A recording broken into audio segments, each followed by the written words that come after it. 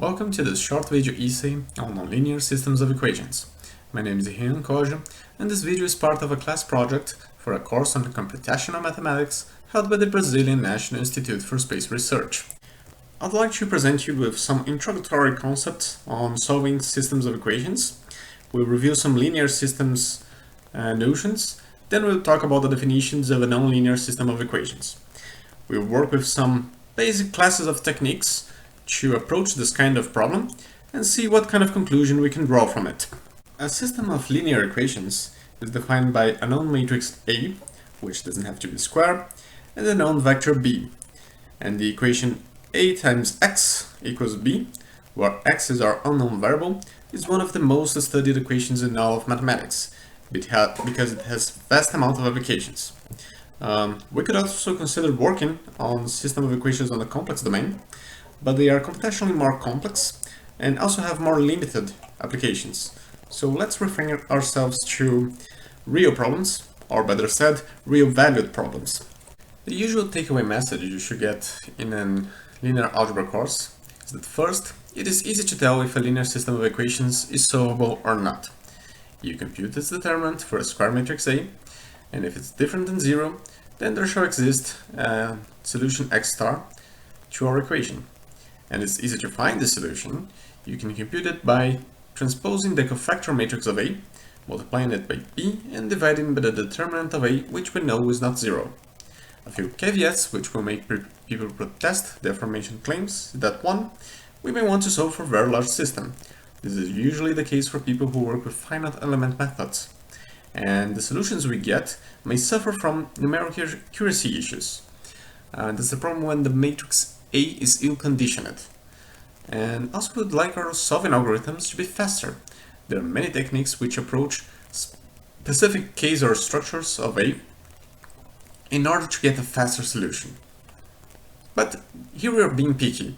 Those are first world problems, and life is kind of beautiful, kind of easy when we're working with linear systems of equations. Now, a general system of equations is when we have a given f function from n to m, to which the system of simultaneous equations is given by f evaluated at some value x equals the new vector of the space. Note that for a system of equations on the real domain, which is our case of interest, the function f evaluated at its solution point uses the new vector. Then, by taking the inner product of this function with itself, I get the real number 0 at the solution point. Hence, solving a system of equations effectively just means solving one equation for several variables. However, if I take the gradient of the earlier expression, I get twice the Jacobian of the function times the function itself. Hence, if I have one single equation on several unknown variables, I can retrieve a system as large as the number of unknown variables, with as many equations as unknown variables, which doesn't yet mean that it will have a solution. It may also happen that for a given system, there exists an inverse function g equals f minus 1, such that g evaluated at the new vector equals x star, if and only if f evaluated at x star, or the solution, equals the new vector. And it's when this happens, when you have one such function, you're pretty much in your lucky day.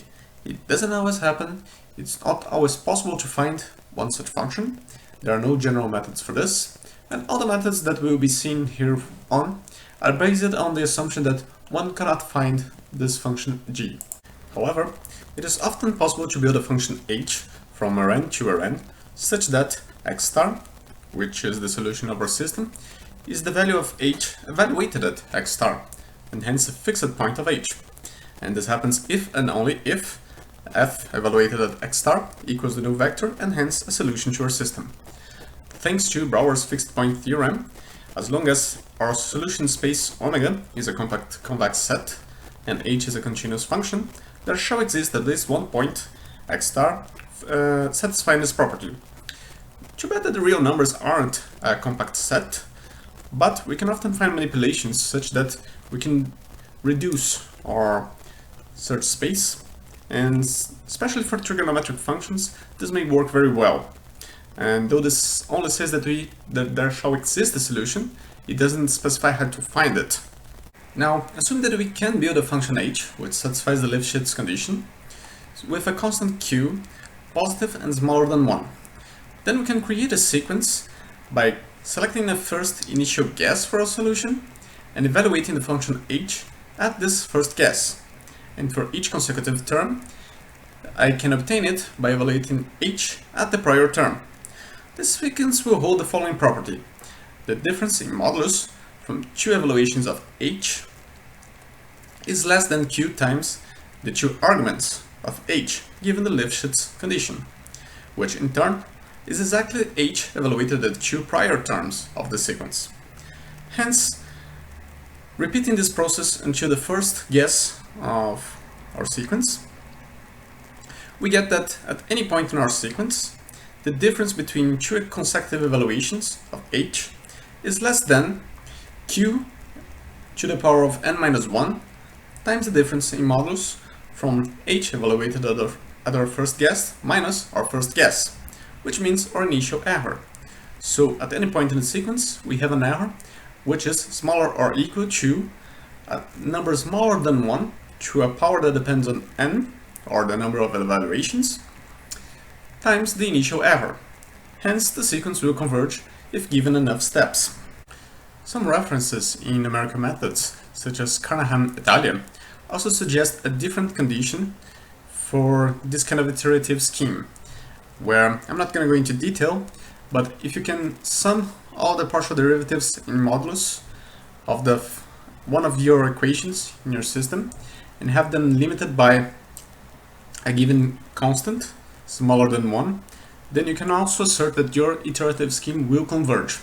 Up until now, we've been discussing fixed point methods, which require designing an iteration function h that satisfies some particular properties. But it's not exactly a cake recipe, as we have no straightforward methods to build this function.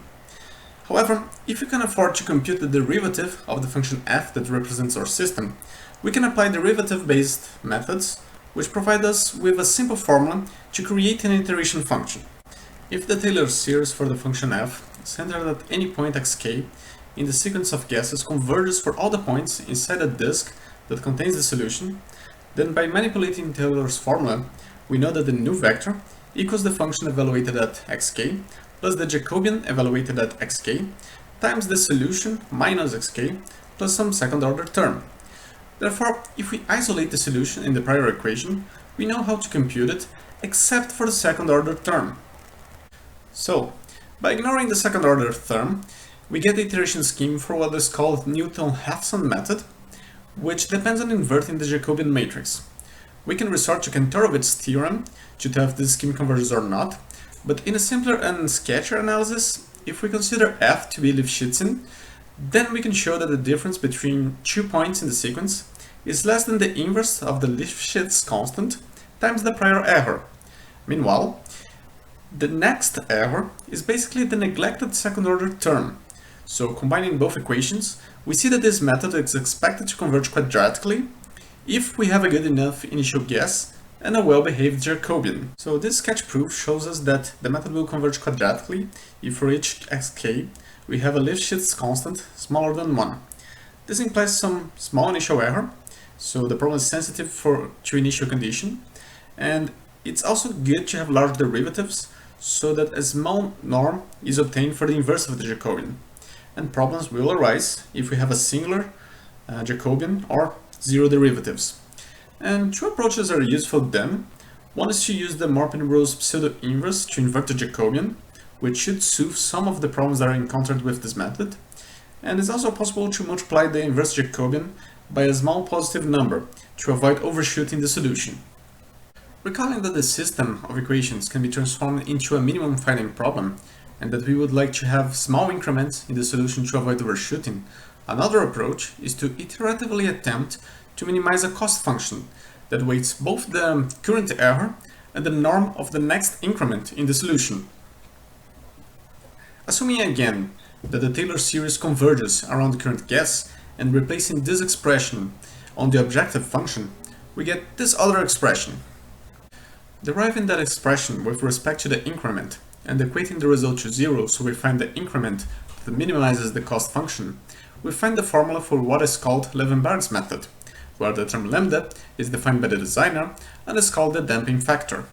Donald Marquardt, however, noted that the increment may become too small for a large lambda, which is one of the causes of slow convergence in Levenberg's method.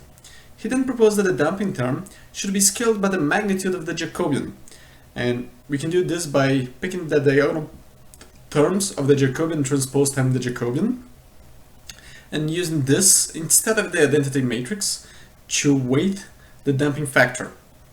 And this iteration scheme is what is called the Levenberg-Marquardt method. Finally, there are cases for which the derivative is unavailable and the function is very hard to manipulate, so we can't hope to use derivative-based methods nor some kind of fixed point iteration. A classical example for this is when you have a function which is defined by an algorithm, and as long as those functions satisfy a few conditions, there are a few more methods which are still available to us. For instance, one method that I find very interesting was published in the year 2000 by Lee and Fukushima in a paper called Derivative Free Line Search and Global Convergence of Broyden-like Method for Nonlinear Equations. It was based on quasi-Newton methods and Broyden iterations, and as it's meant to solve a very complex problem, don't expect it to be simple itself. The method starts by choosing a non-singular matrix base 0 and an initial guess x0, constants ρ, beta, theta in the open interval 0, 1, and some constants sigma 1 and 2 that only need to be positive. We also select a positive sequence at a k, which converges to a finite value eta. Now, we solve the linear equation shown here to obtain the descent line pk, and if the result of evaluating f at xk plus pk is less than ρ times the norm of fk minus sigma 2 times the norm of pk squared, then we let lambda k equals 1 and continue. Otherwise, we determine lambda k with procedure 1, which is shown in the next slide.